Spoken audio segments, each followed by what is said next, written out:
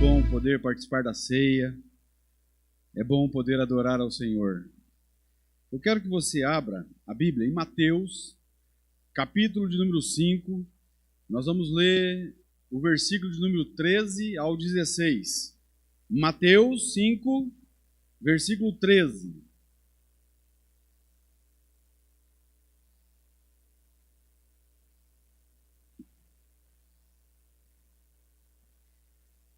Foram palavras que saíram da boca do Senhor Jesus. Foi Jesus que disse isso aqui.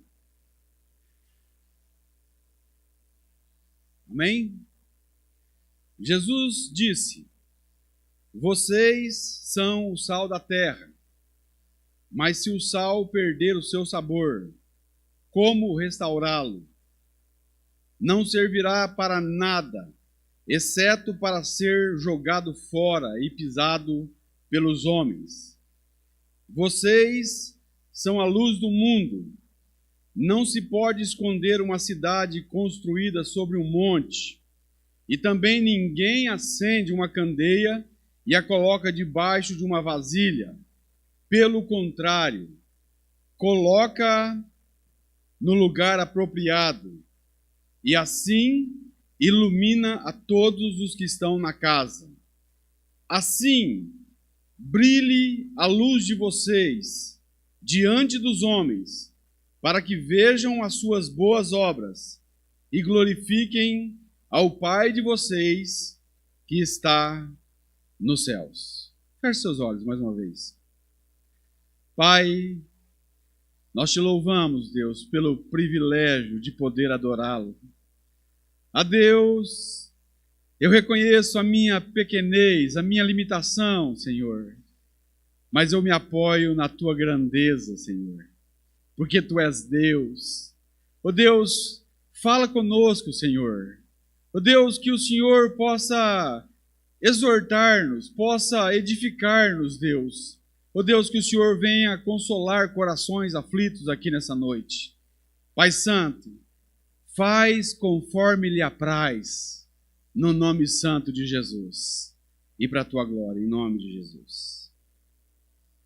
Bem, nós temos um texto onde Jesus, ele vai até um monte, e é por isso que esse texto está inserido no Sermão do Monte, ou Sermão da Montanha, como muitos dizem.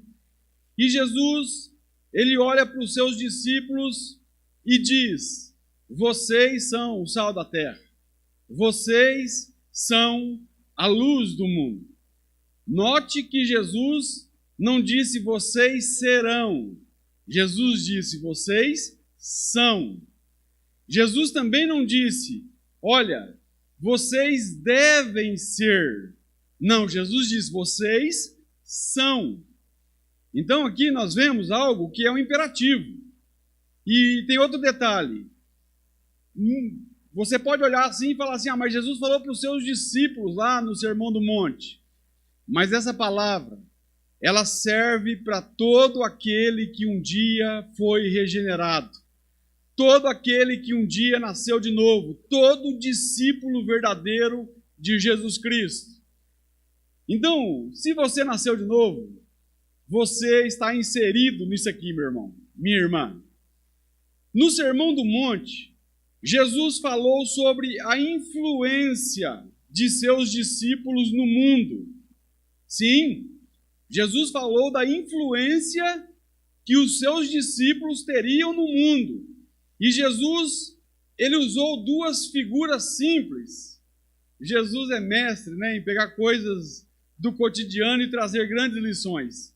E Jesus, então, ele fala do sal e ele fala da luz. E é sobre isso que eu quero compartilhar nessa noite. Sal e luz. Primeira figura, o sal. Jesus disse, vós sois o sal da terra. Note que Jesus, ele vai falar do sabor do sal. A primeira coisa que ele vai falar, ele fala do sabor. Pode ver que Jesus diz assim, mas se o sal perder o seu sabor, como restaurá-lo? Não servirá para nada, exceto para ser jogado fora e pisado pelos homens. Olha, sem sabor, o sal, ele é tão somente pedra. E pedra serve para pavimentar ruas. Então Jesus falou assim, ó, se você perder o sabor, você vai ser como pedra só. Você não vai ser usado para nada. Você vai perder a essência, o propósito, a função principal do sal, que é dar sabor. Então, o cristão é colocado como sal porque ele vai causar influência onde ele for colocado. É interessante. Ontem nós estávamos lá no churrasco, né? Nos homens, na reunião dos homens. E enquanto o Rafael estava pregando, a churrasqueira estava um barulhinho assim, tss, né? Fazendo um barulhinho assim, e eu lembrando da mensagem que eu ia pregar hoje. Por quê? Porque o sal, muitas vezes, sabe, parece sem valor. Sim, alguém, quando você é convidado para um churrasco e você fala assim, o que eu devo levar? Alguém algum dia já pediu sal para você levar? Não leva sal. Agora para analisar. Uma carne numa churrasqueira. E aí, de repente, você está lá olhando para aquela carne, morrendo de fome. Então, alguém vai lá e pega um pedaço daquela carne, parte e dá para você comer. E você vê que aquela carne está sem sal. É horrível comer carne sem sal. Pode ser até picanha. Vai servir para matar a fome, mas sem sal não desce. Não desce. Então, olha, aqui nós vemos que quando o sal é colocado, a influência que causa, ele traz um enorme sabor, aquilo que não tem sabor. Ele deixa um pedaço de carne muito saboroso, maravilhoso. E tem outro detalhe, ninguém que come uma carne gostosa pergunta qual é a marca do sal. Pô, que sal é esse aí? Onde você comprou esse sal? Em qual supermercado? Alguém já fez essa pergunta? A glória vai para quem? A glória vai para a carne suculenta. Sim. Então, meu irmão, aqui vai uma lição para nós. O sal não é para ser notado. Muitas vezes, ninguém vê o sal. Não é para sermos vistos. É para causarmos sabor nas coisas. Quem deve receber a honra, a glória, é sempre o nosso Deus. Sempre Ele. O sal não. O sal, ele só é notado muitas vezes quando falta. Quando falta. Olha, essa questão do sal, eu vejo assim que o evangelismo é um estilo de vida de alguém que é sal, de alguém que causa sabor na vida das pessoas. Sabe, você se achega perto das pessoas e você vai temperando, você vai salgando aos pouquinhos. O problema é que muitas vezes nós queremos que a pessoa já vire sal e já venha para a igreja com a gente. A gente se importa muito com a questão de tornar a pessoa sal. Mas, meu irmão, não importa se a pessoa é um macumbeiro, não importa o que seja, vai salgando, meu irmão. Vai causando sabor naquela vida. Um dia aquela pessoa cairá em si e o evangelho que você usou fará sentido na vida dela. E ela, então, se tornará sal. O problema é que muitas vezes nós estamos estocando sal. Nós viramos um depósito de sal. Nós não compartilhamos o sal que nós somos. E aí, muito sal também gera problema. Se uma pessoa for destinada para uma ilha deserta e lá não tiver nenhum tipo de comida, ela morrerá, muitas vezes de sede.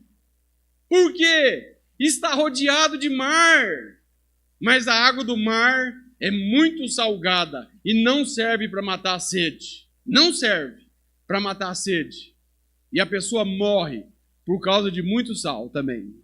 Então nós devemos ser equilibrados. Equilibrados. Olha, Jesus nos chamou para fazer a diferença, causar influência e não sermos influenciados. As pessoas, elas devem abandonar a vida delas sem sal e viver uma vida de sabor, sabe? Será que nós estamos causando isso nas pessoas?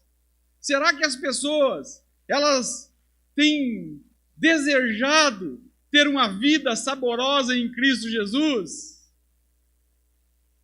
Olha, será que nós estamos produzindo desejo nas pessoas pelo Deus que nós servimos?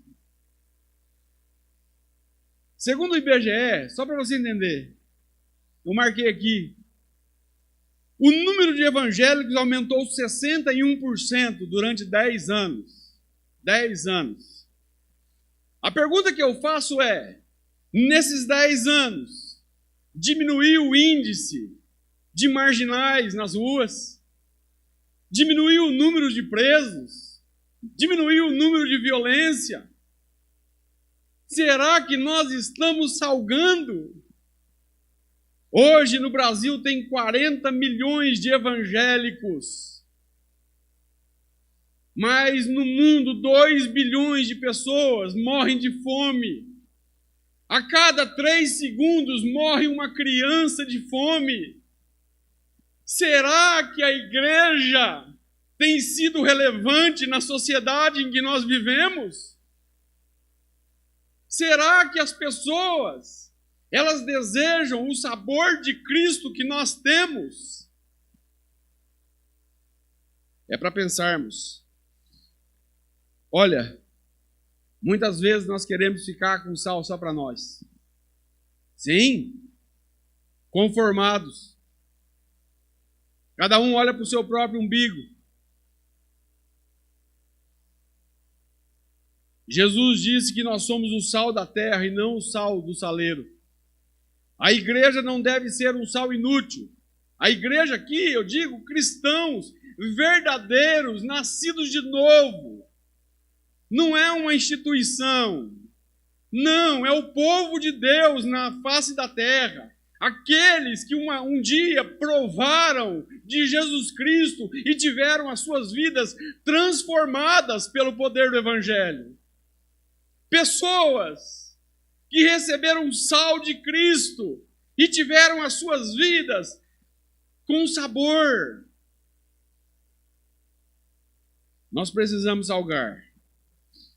Outra coisa, o sal, aqui eu coloquei, já disse isso, o sal muitas vezes não é visto no alimento, mas é sentido.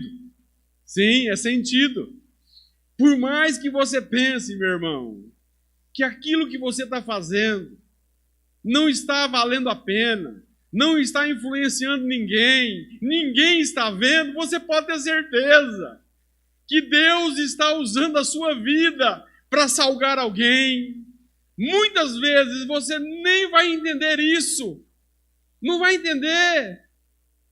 Até o dia em que alguém chega até você e diz: olha, Jesus me alcançou porque aquele dia você fez isso, isso e isso. Eu levei até um choque na escola onde eu estou fazendo violão. Mudou algumas coisas lá e um rapaz entrou na sala e ele começou a falar e ele disse assim: ó, depois daquela tua pregação na igreja aqui, que a escola veio aqui, eu mudei de vida, mudei a minha maneira de pensar. Rapaz, o camarada está fazendo culto lá, eu fui lá pregar, na escola de música. Eu não sabia, talvez eu nunca ia saber. Meu irmão, dispense graça às pessoas, sabe? Expresse o valor desse Deus, expresse a graça dele. Não é para nós sermos notados, não, é para Deus ser glorificado. Que mais? Terceiro, o sabor do sal provoca sede. Olha só, o homem em seu estado natural, ele não tem sede de Deus. Não tem, não adianta, ele está morto espiritualmente. Carne sem sal não dá sede. Não dá sede. Será que estamos provocando sede nas pessoas? Sede pelo Deus vivo? Será que a igreja tem sido um lugar de refúgio, onde as pessoas possam encontrar guarida para suas vidas e encontrar sabor para uma vida de tão grande de sabor? No Sermão do Monte, Jesus ele fala do sal, de algo que influencia, da vida dos seus discípulos, que causaria influência na sociedade, no mundo em que nós vivemos. Segundo, ele vai falar sobre a luz. E Jesus fala assim: vocês são a luz do mundo. Aqui nós temos algumas lições também. Você pode ver que Jesus falou só da função principal, do sabor do sal e da função principal da luz, que é iluminar.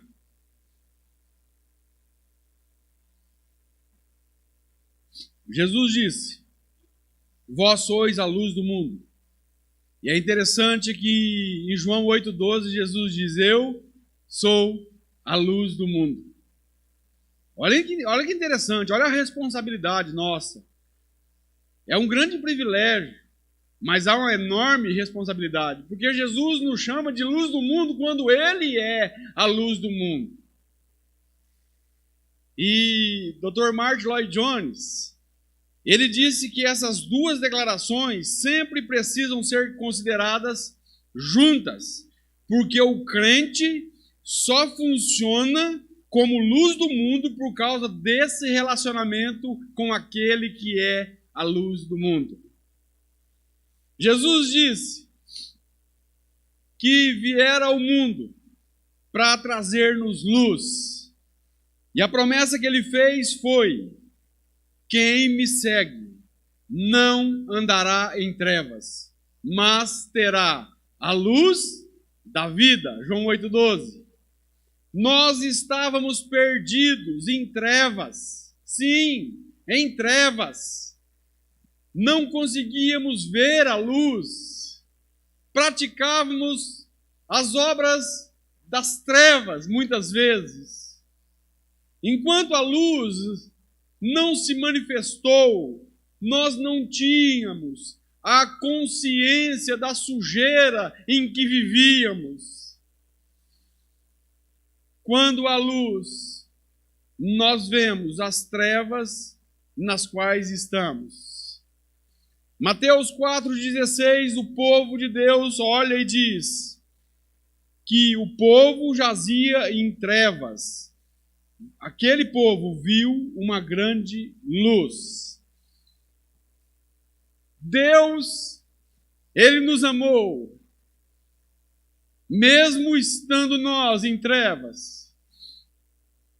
João 3,16 ao versículo 19, vai dizer assim: porque Deus amou o mundo de tal maneira que deu o seu Filho unigênito para que todo aquele que nele crê não pereça, mas tenha vida eterna. Deus enviou o seu Filho ao mundo não para que condenasse o mundo, mas para que o mundo fosse salvo por ele.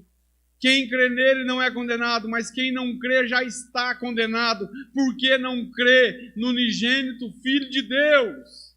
E a condenação é esta, que a luz veio ao mundo, mas os homens amaram mais as trevas do que a luz. E o versículo 20 diz assim: porque todo aquele que faz o mal aborrece a luz, para que as suas obras não sejam reprovadas. Mas quem pratica a verdade vem para a luz, a fim de que seja manifesto que as suas obras são feitas em Deus. Isso é glorioso. Essa luz nos alcançou, irmãos. Eu lembro uma vez que eu fui pescar em Cruzeiro do Oeste, num brejo danado. E eu estava limpo, sabe? E eu voltei para casa e eu não sabia como que eu estava. Eu fui para diante do espelho, depois eu levei um susto tão grande. Eu estava todo cheio de sujeira, sabe? De barro. Mas eu não conseguia ver, porque eu estava no escuro. Mas quando eu vim para a luz, eu vi o tanto que eu estava sujo. E assim é a vida cristã. As pessoas sem Jesus, elas acham que elas são boas. Por quê? Porque elas não conseguem se ver na luz. Mas quando o homem ele sai das trevas e ele é iluminado pela luz de Cristo, aí ele vê o tão sujo que ele é. E a cada dia, quanto mais você se aproxima da luz de Deus, mais você se sente incapaz, mais você se sente um miserável pecador, mais você vê a tua sujeira, mais você entende que somente a graça pode te sustentar debaixo das mãos desse Deus bendito e santo. É a luz dele. Nós somos como lua, que não tem luz própria. Nós tão somente iluminamos a luz do sol da justiça, a luz de Cristo. Não é a nossa luz, é a luz dele em nós. Isso é glorioso. É glorioso saber que nós não temos luz alguma e que assim mesmo Deus nos usa para refletirmos a luz que vem dele, do Pai das luzes.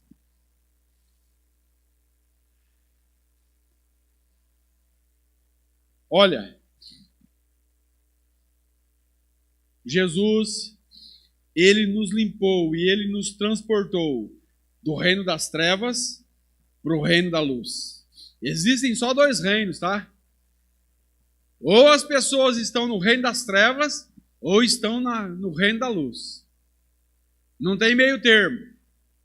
Não tem meio crente. Não tem meio salvo. Meio salvo é totalmente perdido. Meio no reino da luz é enfincar os dois pés no reino das trevas. Não tem esse negócio. Eu estou no meio do caminho. No meio do caminho está perdido. Agora, olha só que coisa gloriosa. 1 Pedro 2,9 diz: vós sois geração eleita, nação santa, sacerdócio real, povo adquirido. Para quê? Para que anuncieis as virtudes daquele que nos chamou, nos tirou das trevas e nos transportou para o reino da sua maravilhosa luz. Jesus fez isso conosco. Olha, eu confesso que eu vivi por 30 anos nas trevas. Sim, achando que eu era um cara bonzinho, religioso, que estava tudo bem comigo muitas vezes, mas eu vivia em trevas. E eu só pude perceber isso quando eu nasci de novo. Quando veio o novo nascimento. Quando eu fui regenerado por Cristo. Aí eu vi o tanto que eu era torto. Aí eu vi o tanto que eu era sujo.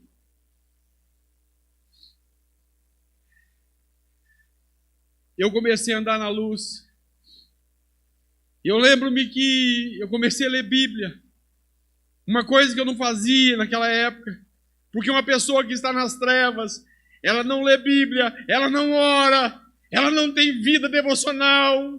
Não adianta, você pode ficar aqui marretando, falando, lê Bíblia. Se não nasceu de novo, não vai ler. Não vai. Agora, quando você nasce de novo, você quer encontrar explicação para aquilo que você está vivendo.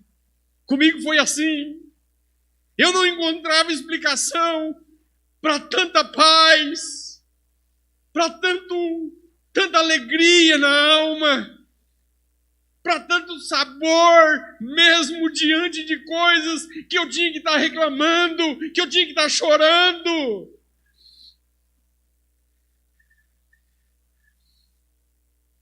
E aí, eu lendo a Bíblia, achei um versículo que eu nunca esqueci desse versículo. Efésios, capítulo 5, versículo 8, que diz assim: outrora éreis trevas, mas agora sois luz no Senhor. Andai como filhos da luz. Rapaz, um camarada que não é convertido, que não nasceu de novo, se ele pega um versículo desse aí, ele não vai entender nunca. Nunca!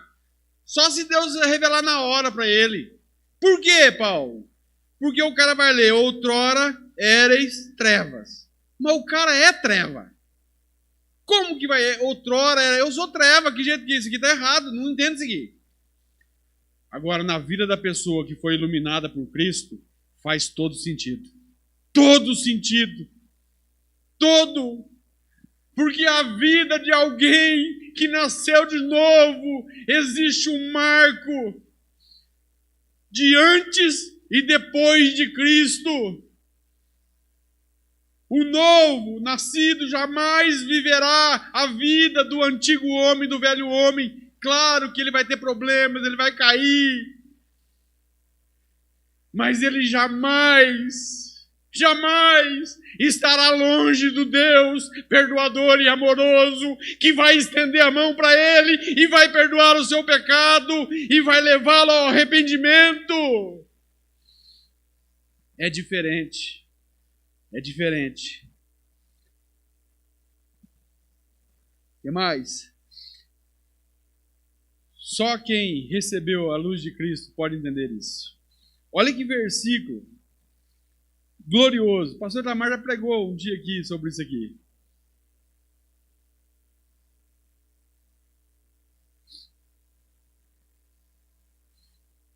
Segunda Coríntios, capítulo 4, versículos 6 e 7 diz assim: pois Deus que disse, das trevas resplandeça a luz, Ele mesmo ilumina, olha só, Ele mesmo brilhou em nossos corações, para a iluminação do nosso conhecimento, da glória de Deus, na face de Cristo. Mas temos esse tesouro em vasos de barro, para mostrar que este poder que a tudo excede, provém de Deus e não de nós. Não provém de nós. Jesus disse: eu sou a luz do mundo. E também disse: vocês são a luz do mundo. Eu pergunto, você é a luz? Você já nasceu de novo? Você reflete a luz de Cristo? Você causa iluminação aonde você chega? Ou você causa trevas? Ou você escurece o ambiente que está iluminado? Porque se você parar para analisar, o que a luz faz? Ela ilumina. Chega num quarto escuro e bate a mão no interruptor para você ver. Tudo vai clarear. Nós temos que pensar nisso. Segunda lição. Jesus disse que a nossa luz tem que brilhar, deve brilhar. Jesus falou que a luz ilumina. A função principal da luz, o propósito, é iluminar. Jesus disse assim: ninguém acende uma candeia e a coloca debaixo de uma vasilha. Olha a incoerência. Pelo contrário, coloca no lugar apropriado, e assim iluminará a todos os que estão na casa. O que acontece quando a luz de Deus brilha em nós? A luz, ela ilumina e dissipa as trevas. As trevas desaparecem quando chega a luz. A luz exerce influência sobre as trevas. É só você ir num lugar muito escuro e acender um farolete, aquela luz vai cortando as trevas, vai dissipando as trevas. A gente não vê, muitas vezes, que nós iluminamos. Mas pode ter certeza, meu irmão, causa influência, causa diferença. Sabe, eu e você devemos ser luz onde nós estamos, onde Deus tem nos colocado. A luz faz as trevas desaparecerem. A luz é vista. Aqui já é diferente do sal. A luz é vista, é percebida, é notada. É como uma cidade no topo de uma montanha, Jesus fala. Não tem como esconder. Não tem. A luz, ela ilumina e mostra o caminho. Sim. A luz do cristão deve brilhar nas trevas e apontar o caminho para Deus. A igreja, ela conhece o caminho e ela deve apontá-lo para aqueles que estão longe de Deus. A igreja conhece a verdade e deve proclamá-la àqueles que vivem no erro, no engano. A igreja, ela conhece a vida e deve compartilhá-la com aqueles que estão mortos em seus delitos e pecados. Nós, igreja, a igreja é luz do mundo, que ilumina e anuncia aos pecadores que Jesus, a verdadeira luz, veio ao mundo para iluminar o homem. A luz deve brilhar. Para quê? Por qual razão? Jesus responde. Olha só, vocês são a luz do mundo. Para que ser luz? Para quê? E o próprio Jesus responde: assim, brilhe a vossa luz, para que os homens vejam as vossas boas obras e glorifiquem ao Pai que está nos céus. Isso fala de testemunho, fala de boas obras, fala de levar a glória para Deus. Todo cristão que um dia nasceu de novo precisa ter um zelo em seu coração de não envergonhar o Evangelho de Jesus Cristo, de iluminar, de trazer solução, muitas vezes, para as trevas que as pessoas se encontram. Não é para sermos vistos, sabe? E querermos a glória para nós. A luz não é para isso, é para que os homens vejam as boas obras nossas, mas glorifiquem ao Pai que está nos céus. Temos praticado boas obras. Deus, Ele tem sido glorificado nas nossas ações e reações. Deus quer que as pessoas vejam a nossa devoção, vejam a misericórdia que dispensamos, vejam toda a graça pela qual nós vivemos, todo o fervor, e olhem e possam levar a glória para Deus. Eu louvo a Deus por muitos irmãos amados que são luz para mim, sabe, que me fazem ficar perto do Senhor, que me instigam a buscar mais a Deus, que são tão necessários para que a minha vida seja moldada por esse Deus bendito e santo. Quantas vezes Deus trata comigo até no defeito do irmão? Sim, porque eu sou tão pecador quanto ele. E às vezes eu olho para o defeito dele e não olho para o meu. Eu olho para o cisco que está no olho dele, mas não olho para a trave que está no meu. Sim, isso faz parte.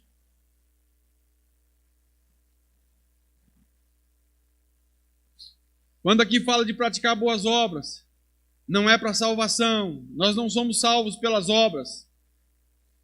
Efésios 2:8 vai dizer isso muito claro. Diz: pela graça sois salvos, mediante a fé. E isto não vem de vós, é dom de Deus. Não vem das obras, para que ninguém se glorie. Mas olha o versículo 10, que diz: porque nós fomos criados em Jesus Cristo para as boas obras, aquelas que Deus preparou de antemão para que andássemos nelas. Boas obras não salvam, mas o salvo pratica boas obras. O salvo é luz, ele ilumina, ele não é treva.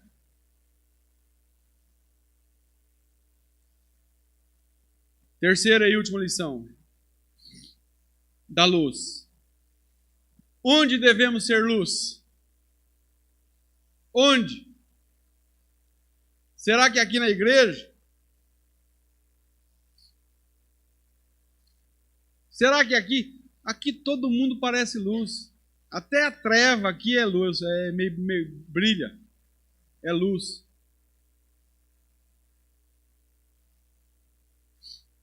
Lembrei de novo, eu já falei isso aqui, mas eu vou falar de novo.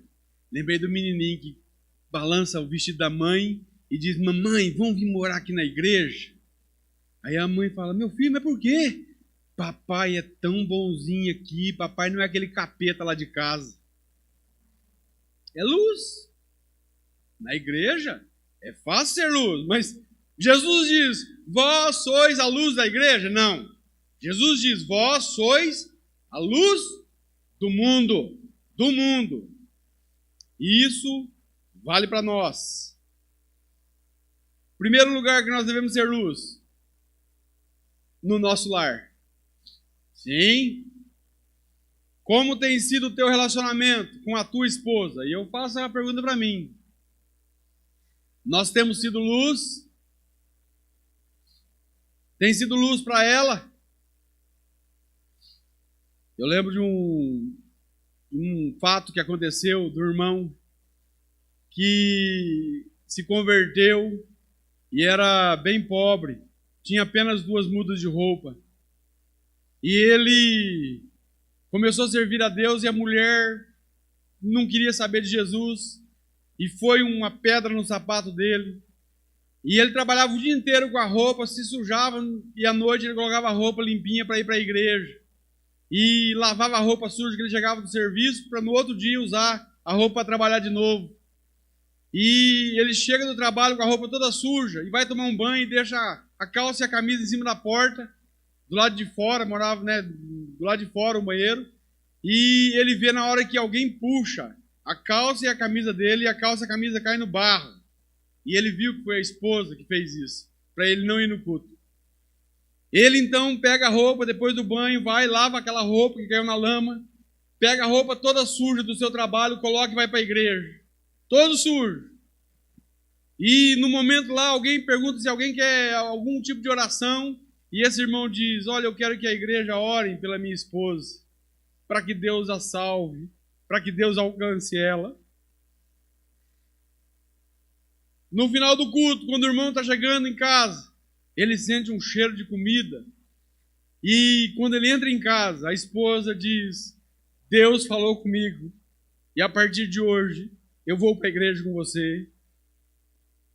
Por quê? Porque um cara que perseverou e foi luz, não reclamou. Nós muitas vezes reclamamos de pequenas coisas dentro de casa, irmãos. Nós muitas vezes não somos luz perto da nossa esposa, perto dos nossos filhos. Às vezes falamos mal do pastor, falamos mal do irmão. E aí depois a gente quer que o nosso filho tenha desejo por vir para a igreja.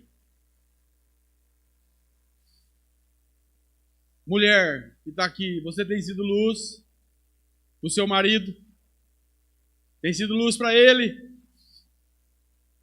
Eu lembro de um outro fato, que uma irmã se converteu, mas o seu esposo era viciado em jogos, e ele só chegava de madrugada em casa, e muitas vezes bêbado, e um dia ele saiu do tunguete com os seus amigos, e ele tinha bebido um pouco, ele falou: vamos lá para casa, vamos lá comer, e chamou os amigos para ir de madrugada, 3 horas da manhã para sua casa.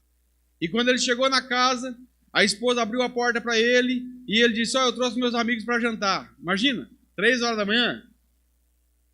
Alguém vai falar assim: vamos pegar a vassoura e sair com todo mundo, né? E aquela mulher, olhando para aquela situação, foi fazer comida para o seu marido. Fez comida para ele e para os seus amigos. E quando os amigos foram embora, aquele cara olhou para a mulher e falou assim: por que você faz assim comigo? Eu sendo um traste, você me trata tão bem. E a mulher olhou para ele e disse: olha, eu tenho certeza da minha salvação, eu tenho certeza que eu terei vida eterna. Você viverá tão somente essa vida mesquinha aqui na terra, Então eu coloquei no meu coração que eu preciso tratar você bem, porque você vai ter só essa vida aqui. E aquele cara chorou e se arrependeu e nunca mais voltou para o bar e nunca mais voltou para os tunguetes. Uma ação da sua esposa. Hoje, não acontece isso. Hoje, isso é um grande milagre. As pessoas desistem muito fácil. As pessoas não amam incondicionalmente. É por isso que tem muitos lares que estão acabados, destruídos dentro de casa, porque não há amor incondicional. As pessoas só amam se a outra pessoa também amar. Eu só trato bem se a outra pessoa me tratar bem. Onde você vai encontrar isso na Bíblia? Jesus falou, se o camarada der um tapa na tua cara, você vira outra. Se alguém pedir a túnica, você dá também a capa. Se alguém falava para você andar 3 milhas, 1 milha, você anda 3 com a pessoa. Isso faz parte de ser luz. E para os nossos filhos, nós temos sido luz? Será?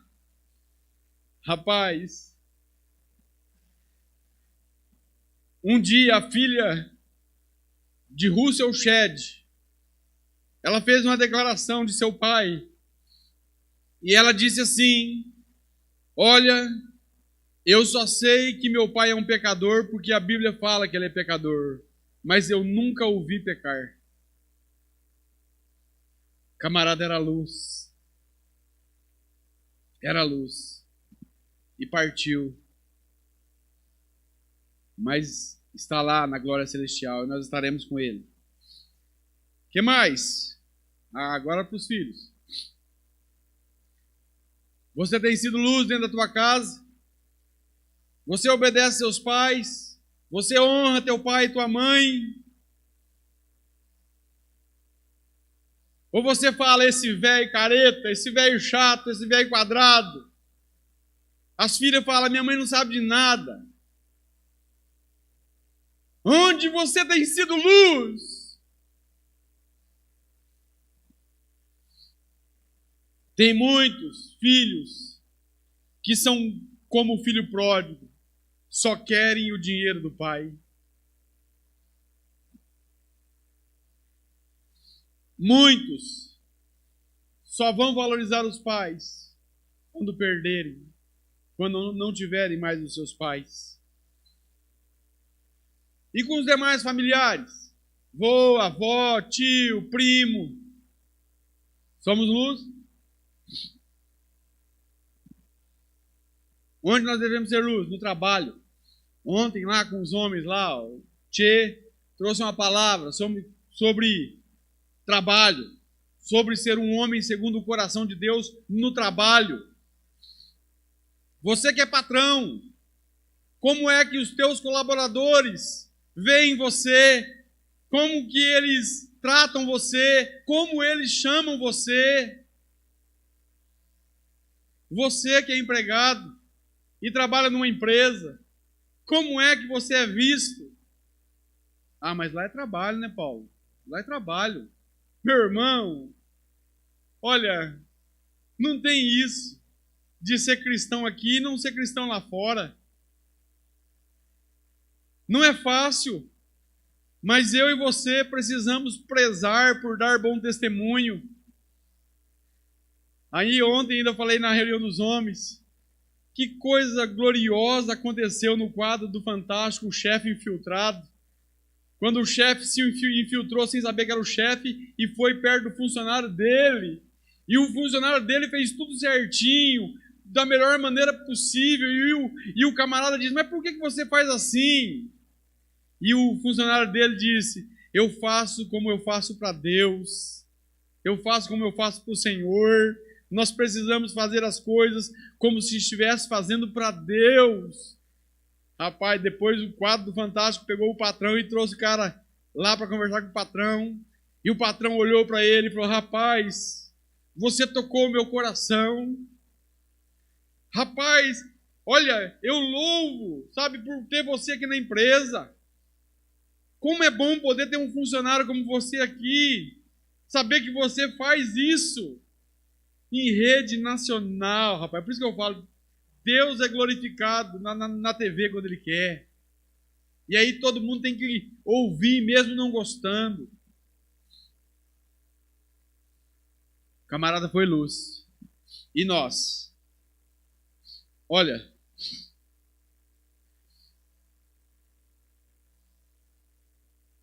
quantos cristãos evangélicos, vou chamar de evangélico, esse nome é duro, dá até vergonha de ser chamado de evangélico hoje. Acho que tinha que usar o nome protestante de novo. Nós somos protestantes, protestamos mesmo. Não está certo, a gente protesta. E falar em protesto, na empresa, muitas vezes eu tenho clientes que são evangélicos. Rapaz, eu já tive várias experiências. Cara, o povinho duro de pagar a conta é o tal do evangelho. Eu acho que ele pega a palavra lá onde Jesus vai perdoar as vossas dívidas. Eu acho que Jesus perdoa as dívidas tudo. Mas não perdoa não, irmão. Tem que pagar. E aí, eu tive uma experiência semana retrasada de um cliente, uma igreja famosa que me devia há quase 3 anos. Há quase 3 anos. E não pagava. E eu cobrando um camaradinha lá, o irmãozinho lá, e vendo foto dele no púlpito e tal, e vai e cobra daqui, cobra dali, e cobrei um monte. Tudo que você pensava eu tinha cobrado. Até no momento que eu pensei, agora não recebo a conta mais. O cara não vai pagar. Aí eu disse assim, irmão, eu falei pro cara assim, ó, irmão, no WhatsApp. Depois de muito tempo, sabendo que ele não ia pagar, eu disse assim, eu até escrevi, eu até peguei um relato do WhatsApp para você, eu vou ler aqui para você ver a conversa que eu tive com esse cara. Sim. Eu disse assim, ó, já que vocês não vão pagar, eu quero falar, mas não como um credor, mas como um cristão. E aí eu disse, rapaz, vocês se esqueceram que vocês são cristãos? Que vocês são luz? Não adianta ir ao púlpito, pregar uma mensagem verdadeira e depois viver uma mentira. Só digo uma coisa, se o alvo é Cristo, vocês estão errando o alvo e precisam se arrepender e voltar ao Evangelho. Chegamos numa triste época onde temos que pregar o Evangelho aos evangélicos. Será que Jesus agiria como vocês? E aí o cara falou, de jeito nenhum. O cara concordou comigo. Vocês acham que Jesus aprova a vossa conduta? E o cara disse, de maneira nenhuma. Já pensou se a gente protesta a igreja? Que feio seria? O cara falou, seria muito feio. Rapaz, eu já estou cansado de fazer negócios com crentes. Muitos não pagam a conta. Aí ele colocou, não generalize. Eu falei, não, coloquei muitos, não coloquei todos. Muitos. Triste realidade. Antes, quando uma pessoa... Olha só o que eu coloquei. Antes, quando uma pessoa dizia que era cristão, pastor, etc., eu tratava com a maior consideração, pois pensava que se tratava de um irmão. Hoje eu penso totalmente diferente, por causa de muitos nós cegos gospel. Por favor, parem de envergonhar o Evangelho. Lembrem-se disso quando vocês forem falar em nome de Jesus. Ainda dá tempo para mudar, ainda dá tempo para iluminar, ainda dá tempo para se converter, ainda dá tempo para se arrepender. Arrependam-se e voltem ao Evangelho. Pagar a conta. Eu louvo a Deus, porque isso aqui serviu de uma ação de Deus na vida daqueles camaradas. E eles viram que eles estavam errados e eles pagaram a conta certinho. O pastor presidente entrou em contato comigo e falou, meu irmão, você está coberto de razão. Pode parcelar isso aí? Posso. Pagou todas as parcelas, nunca atrasou. Tudo certinho depois dessa conversa aqui. Aí fala, não pode ir para o pessoal. Eu não fui para o pessoal, fui como cristão para cristão. Tem hora que nós precisamos sacudir o povo. Irmãos, nós temos que ter bom caráter. Cara, antigamente, quando o camarada falava que era cristão, numa venda, numa mercearia, num comércio, o dono do comércio vendia até mercearia para ele fiado, porque sabia que ele ia pagar. Sai aí pelas ruas aí e fala assim, ó, eu sou evangélico. É perigoso o cara falar assim, só no dinheiro. Se falar que é pastor, então, aí tá enrolado. Olha, nós devemos ser luz, irmãos. Devemos causar influência sobre as trevas e não deixar as trevas encobrir a nossa luz. Deus tem sido glorificado por meio das nossas obras. Jesus disse: vocês são a luz do mundo. Portanto, brilhe, resplandeça a vossa luz. Para quê? Para que os homens vejam as vossas boas obras e glorifiquem ao Pai de vocês que está no céu. Preze por bom testemunho, irmão. Não envergonhe o Evangelho. Isso vale para mim também. Para todo mundo, para todo aquele que se diz cristão. Não deixe as pessoas verem que a graça é barata. A graça não é barata. A graça nos faz diferente onde nós colocamos a planta dos nossos pés. Nós devemos refletir a graça de Cristo, a luz dele, como lua, refletir a luz dele.